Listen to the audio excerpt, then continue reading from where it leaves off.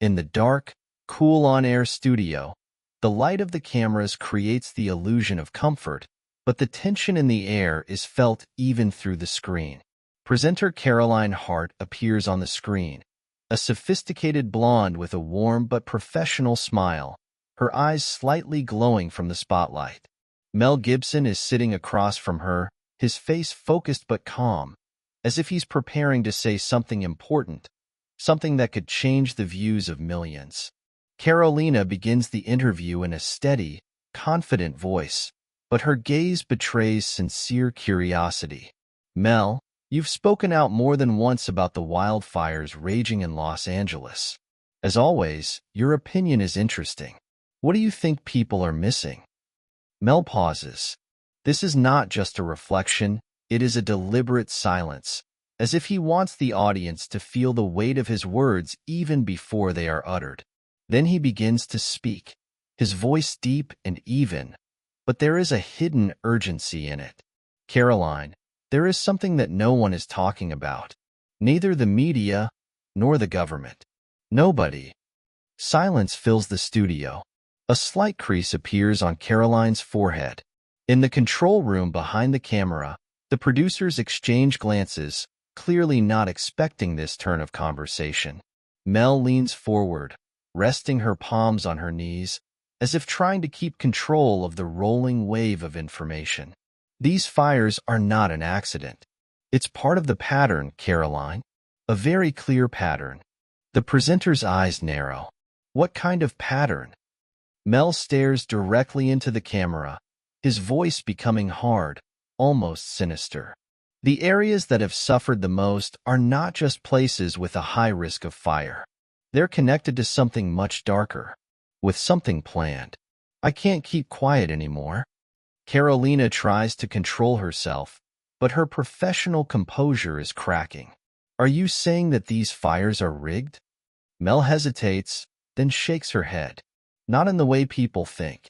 But they can't be called an accident either. The viewers at the screens freeze, and the phones in people's hands turn on the recording. This is the moment that you want to revisit over and over again. Mel continues. He explains that the areas affected by the fire are associated with multi-billion-dollar projects, resource deposits, and interests that have more power than meets the eye. These fires are unlike any I've seen before. They move faster, hotter, and destroy more than they should. It's like they're being fueled by something unnatural. Carolina reacts sharply. Unnatural? Are you implying arson? Mel nods. I've talked to scientists, firefighters, and local residents. No one has ever seen fire behave like this. It seems that the conditions for it are specially created. And look what happens next. Lands that have been subject to environmental restrictions for years suddenly become available for development. A coincidence? The picture is replaced by shots of fires, burnt houses, black trees, sweat-soaked firefighters clutching burnt photographs of families in their hands. Mel, Caroline's voice is trembling. Are you saying this isn't just an accident? It's not an accident, he replies firmly. It always comes down to money. Keep an eye on the finances, and you'll see the real culprits. Mel's last words cause a wave of discussions. Within a few hours of the interview, social media is filled with videos, analyses, and recordings. The hashtags #MelGibsonReveals and #WildfireTruth are trending. Some call his words a crazy conspiracy theory. Others are launching their own investigations. Leaks are appearing. The documents show that after the fires, land deals were concluded at an alarming rate.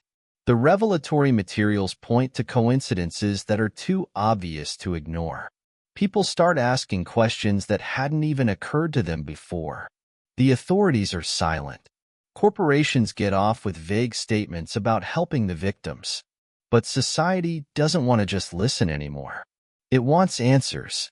In this interview, the interlocutors discuss important topics related to their professional activities, views on social processes, and personal experiences. The conversation is built in a trusting atmosphere, where each of the participants openly shares their experiences and opinions. The main leitmotif of the conversation is reflections on modern challenges in their field of activity. One of the interlocutors emphasizes the importance of teamwork and adaptability in a rapidly changing world.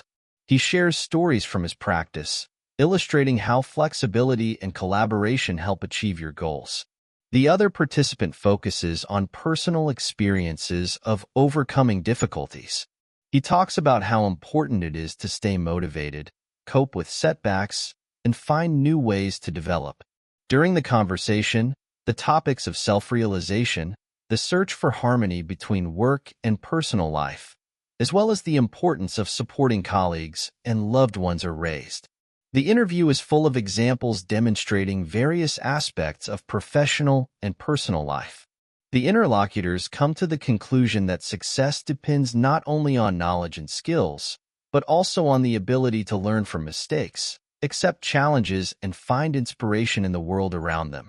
The main character appears in the center of the frame, a young man of about 30, with light stubble and a thoughtful look. He is dressed in a light sweater and jeans, holding a cup of coffee in his hand. His eyes are fixed on the distance, as if he is thinking about something important.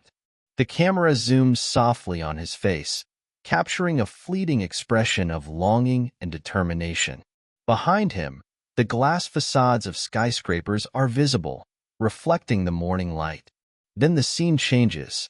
The man gets into the car and turns on the radio. Soft jazz music is played from the speakers, creating an atmosphere of tranquility. He drives the car along a deserted road, and the frame switches to city streets, waking up to life. Passers-by walk along the sidewalks, street vendors lay out goods, and the sun rises higher and higher, painting the sky in warm shades.